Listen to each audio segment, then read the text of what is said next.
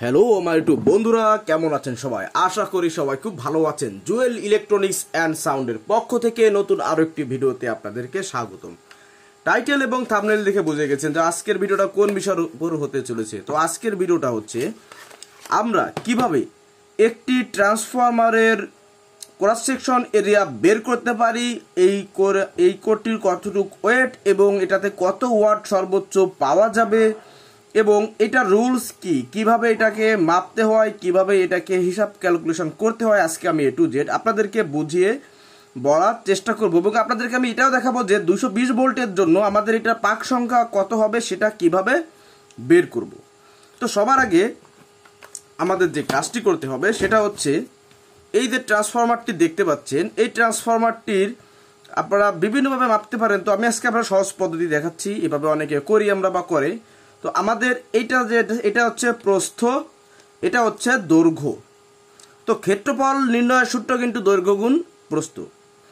তো বন্ধুরা, আপনাদের কাছে একটি রিকোয়েস্ট আমার, যে যারা আমার ভিডিওটি দেখছেন অবশ্যই ভিডিওটিকে একটি লাইক করে দিবেন এবং অবশ্যই একটি কমেন্ট করে যাবেন। ভালো লাগুক আর মন্দ লাগুক, যেমনই লাগুক, লাস্টে একটা কমেন্ট করে যাবেন যে এই ভিডিওটা আপনার কেমন লেগেছে এবং এই ধরনের আরো ভিডিও চান কিনা, এই বিষয়ে বিস্তারিত কিন্তু অবশ্যই বলে যাবেন। আর যারা এখনো চ্যানেলটিকে সাবস্ক্রাইব করে পারেন নাই, অবশ্যই চ্যানেলটিকে সাবস্ক্রাইব করে দিবেন এবং পাশে থাকা বেল নোটিফিকেশনটি অল করে দিবেন।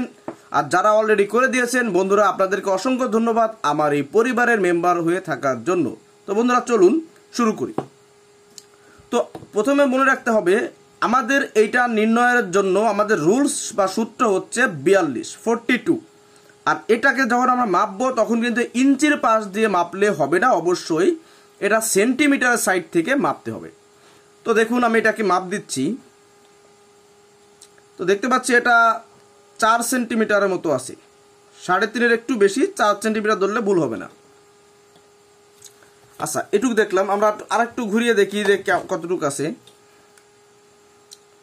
তো দেখতে পাচ্ছেন বন্ধুরা, এটা 4 সেন্টিমিটার কাছাকাছি।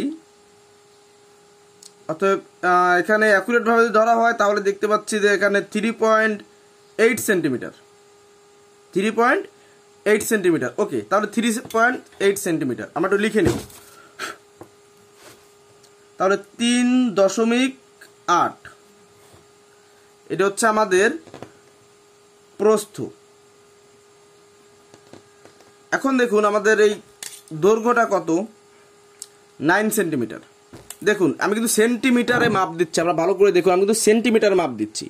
তো আমাদের সেন্টিমিটারটা হচ্ছে 9 সেন্টিমিটার। ঠিক আছে, তো আপাতত কোডটাকে আমরা সাইডে রাখি। আমাদের দৈর্ঘ্য হচ্ছে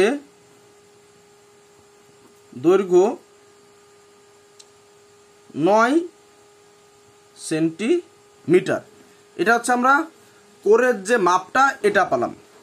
তো আজকে আমরা বের করব যে এই যে ক্রস সেকশন এরিয়া বের করার জন্য আমরা যেটা পাবো দৈর্ঘ্য গুণ প্রস্থ করে, এইটা দিয়ে আজকে আমরা বের করব যে আমাদের কোডটা কত ওয়াট। আমি নেক্সট আপনাদেরকে এ ভিডিও দিব যে আমরা একটা ওয়াট নির্ধারণ করলাম, ধরুন 1000 ওয়াট নির্ধারণ করলাম। তো 1000 ওয়াট নির্ধারণের জন্য কতটুকু টরয়েডাল কোড লাগবে সেটা আমরা আপনাদেরকে দেখিয়ে দেবো, নেক্সটে ইনশাল্লাহ দেখাবো। তো আসুন প্রথমে একটু আমরা এই বিষয়ে কিছু লিখে নিই। তো বন্ধুরা দেখুন, আমি এখানে লিখেছি টরয়েডাল ট্রান্সফরমার কোর হিসাব। তাহলে আমাদের যে কোডটি আমরা দেখিয়েছি আপনাদের, এটার ওয়েট আছে 7.7 কেজি, 60 গ্রাম আছে ওয়েট। তো 7 কেজি ধরে নিলাম। আচ্ছা, এটার ওয়েট পাবো আমরা, ওয়েট 7 কেজি। ওকে, তাহলে আমরা প্রথমে আমাদের সিএসএ বের করতে হবে। তো সিএসএ বের করার সূত্র হচ্ছে কি, দৈর্ঘ্য গুণ প্রস্থ ইকুয়াল টু সিএসএ। তো 3.8 গুণ 9 ইকুয়াল টু পাচ্ছি আমরা 34.2। এখন এইটাকে আমরা এটার ওয়াট নির্ণয় করব। তো এই কোরের ওয়াট হবে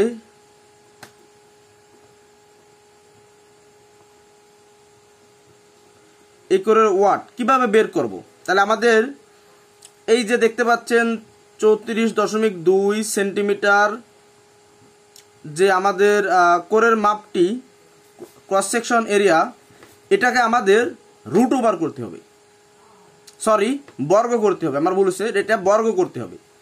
তো বর্গ কিভাবে করব দেখুন, 34.2, তাহলে আপনারা যে কাজটি করবেন, যদি সায়েন্টিফিক ক্যালকুলেটর থাকে এভাবে করবেন বা অন্য কোনো ক্যালকুলেটর, কোনো সমস্যা নেই। 34.2 x টু দি পাওয়ার দিলে আসবে, এখানে আমরা পেয়েছি 1169 ওয়াট, ইকুয়াল টু আসতেছে 1169.64 ওয়াট। বন্ধুরা আমার হাতের লেখা ভালো না, তাতে আমি অখুশি না, আল্লাহ আমার যেমন দিয়েছে ঠিক তেমনই হয়েছে। যাই হোক, তাহলে ইকুয়াল টু আমরা এখানে কত ওয়াট ধরবো, তো দেখুন এখানে আমরা দেখতে পাচ্ছি 1169 ওয়াট বা 70 ওয়াট। তো আমি এখানে এই 70 ওয়াট লেস করে দিচ্ছি, ইকুয়াল টু আমরা পাচ্ছি 1100 ওয়াট। ব্যাস, তাহলে আমাদের ওয়াট বের করার সূত্র, আমাদের টরয়েডাল কোরের যে ক্রস সেকশন এরিয়া থাকবে এটাকে যদি আমরা বর্গ করে দিই তাহলে আমাদের ওয়াট কিন্তু বের হয়ে যাচ্ছে। তাহলে আমাদের কোরের ওয়াট পাচ্ছি হচ্ছে আমরা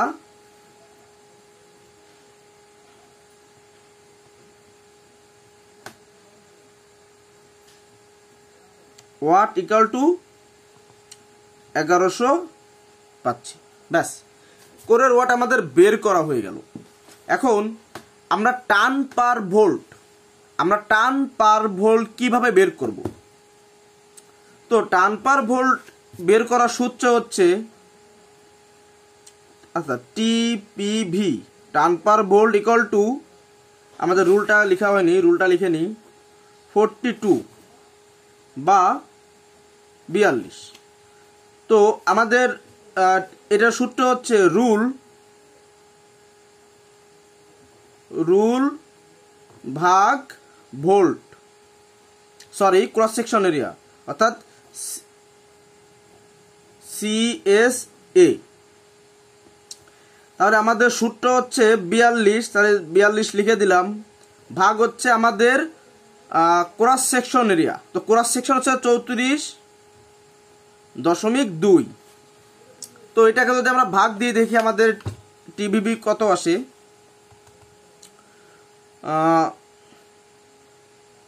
42 ভাগ 34.2 ইকুয়াল টু আসছে দেখুন 1.22, 1.228 টিপিভি।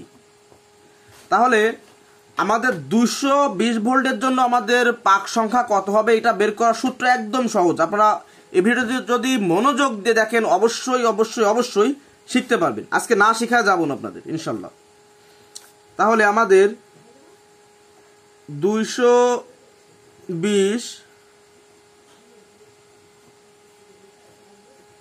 ভোল্টের জন্য পাক সংখ্যা,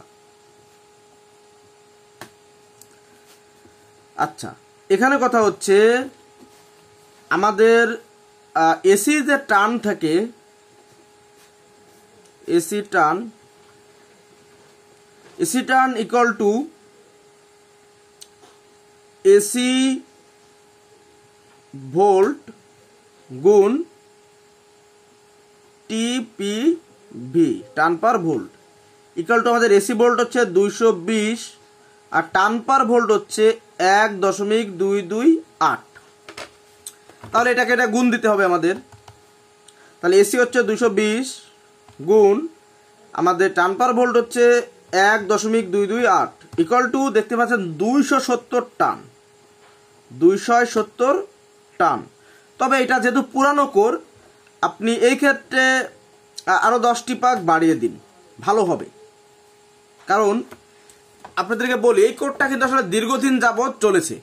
তো দীর্ঘদিন যাবৎ চলার কারণে এর কিছু পাওয়ার, কিছু ক্যাপাসিটি অবশ্যই লস হয়েছে, কিছু ম্যাগনেটিক ফিল্ডতে কমে যাবে তার আর এই কোরের ক্ষেত্রে।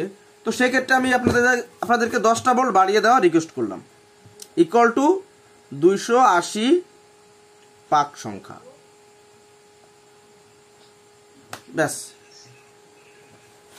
তো বন্ধুরা, আপনারা যদি এই যেভাবে আমি এই যে ক্যালকুলেশনটি করলাম, আপনাদের সামনেই করলাম, তো আপনারা যদি চান তো এভাবে কিন্তু এটাকে আপনারা কিন্তু এভাবে এটাকে কিন্তু হিসাব করতে পারেন। আর এইভাবে হিসাব করলে আমি ডিরেক্টলি বলে দিই, ইনশাল্লাহ কোনো হিসাবে আপনাদের ভুল হবে না, ঠিক আছে। তো আমিও ওইভাবে হিসাব করি, এটা আপনাদেরকে শেয়ার করলাম। তো বন্ধুরা, আসলে ভিডিও বড় হয়ে যাচ্ছে সামান্য ছোট একটা হিসাবের জন্য, কিন্তু আসলে বোঝাইতে গেলে একটু তো লেট হয়। আর আমি সবসময়ের জন্য একটু ভেঙে চুরে বোঝানোর চেষ্টা করি, যেটা আমি বুঝি। তবে মানুষ মাত্রই ভুল হতে পারে, ভুল ত্রুটি ক্ষমাযোগ্য। ভুল হলে আপনারা কমেন্টে বলবেন, যেটা ভুল হচ্ছে আমি দেখবো যে আসলে এটা ভুল হচ্ছে কিনা, সংশোধন হয়ে যাব। তো এখন কথা হচ্ছে, এই যেভাবে আমি কোডটিকে মাপ দিলাম, ক্যালকুলেশন করলাম, আপনারা চাইলে এভাবে করতে পারেন, আপনাদের অবশ্যই এটা কিন্তু কাজে দেবে। আর যে ভাইরা বলেন যে 42-এর সূত্র কাজে লাগে না, হ্যাঁ এই সমস্ত হ্যান ত্যান, আরে ভাই আন্দাজে কাজ করলে হবে। এখন যদি আপনি সূত্র 42 ব্যবহার করেন আর মাপের ইঞ্চিতে, আপনার কিভাবে মিলবে? অথবা আপনার যদি কোরের যে ক্যাপাসিটি, ম্যাগনেটিক ফিল্ড হওয়ার জন্য যে ক্যাপাসিটি থাকা প্রয়োজন, সেই ক্যাপাসিটি যদি কোরে না থাকে, সেক্ষেত্রে আপনার জন্য তো হেরফার হবে। বা আপনার কোরের ক্যাপাসিটি ভালো, এই যে শীটটা থাকে, শীটটা ভালো, সেক্ষেত্রে অল্প পাকে অনেক সময় কিন্তু 220 ভোল্ট কনভার্ট হয়ে যায়। ধরুন এই কোডটা 220 ভোল্টে আমাদের জন্য, আমরা এখানে 280 পাক সংখ্যা লিখেছি।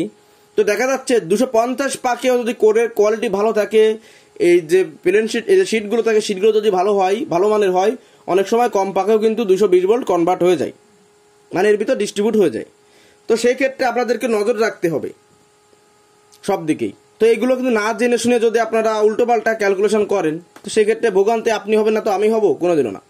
তো বন্ধুরা, পরিসরের কথা একটাই, এখনও যারা আমার ভিডিওটিকে লাইক করেন নেই, অবশ্যই একটি লাইক করে দিবেন।